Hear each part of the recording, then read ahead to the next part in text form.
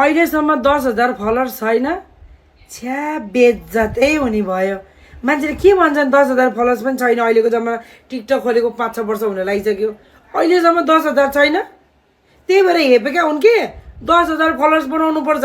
कसरी भन्दा अब सिधा तरिकाले फलोअर्स बढाएन भने म छु त यहाँ, मेरो लाइभमा हेरेर त म्याजिक कस्तो हुन्छ, चुटकीको भरमा मैले फलोअर्स बढाइदिन्छु।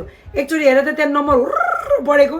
ल अब एकअर्कालाई सपोर्ट गर्दै हामी माथि जानुपर्छ। हेर ल, फलोअर्स बढाउन, लाइभमा आउने, अनि नेपालको साथीहरू मोनिटाइज गर्ने भने ठिकै छ, फ्रीमा मोनिटाइज गरिदिन्छु नेपालको साथीहरूलाई भनेको है। अनि 10,000 फलोअर्स चाहिँ बनाउनु ल।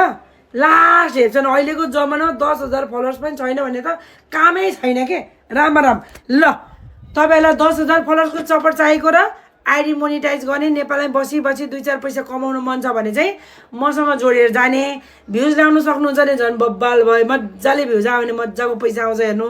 अब भ्युज आएन भने आउँदैन, तर भ्युज ल्याउन सक्नुहुन्छ भने आउनु। अब फलोअर्स बढाउन मात्रै छ भने पनि आउनु। ल आउनु आउनु आउनु लाइभमा।